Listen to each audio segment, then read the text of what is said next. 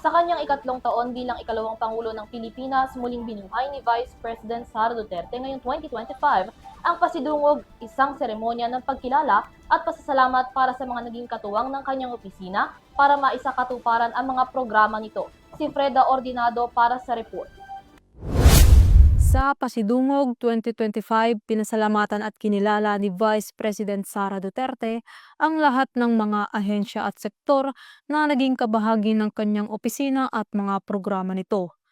Ang Pasidungog 2025 ay ginanap sa SMX Convention Center, Davao City, ngayong Lunes. Pinarangalan niya ang iba't ibang entidad mula sa pribadong sektor at iba't ibang ahensya ng gobyerno na naging katuwang ng Office of the Vice President o OVP sa mga programa nito.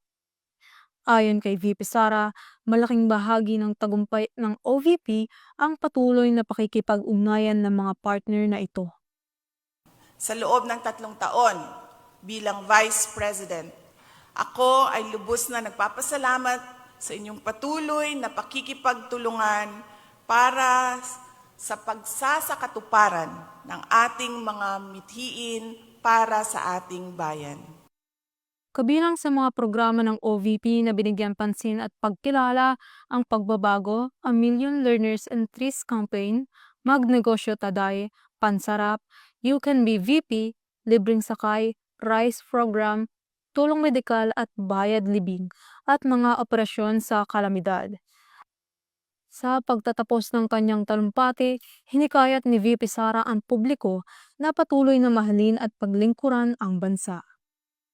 Mahalin natin ang Pilipinas dahil ang bawat isa sa atin ay may kapangyarihang magdala ng pagbabago sa pamamagitan ng tunay na malasakit, matibay na paninindigan at matapang na pagkilos para sa Diyos, sa bayan at sa bawat pamilyang Pilipino. Syukran. Ang Pasidungog ay isang programa ng OVP na nagbibigay pugay at nagpapasalamat sa mga katuwang nito na naging malaking bahagi sa tagumpay ng mga programa ng opisina. Para sa EuroTV News, Freda Ordinado, sumasaludo sa bawat Pilipino.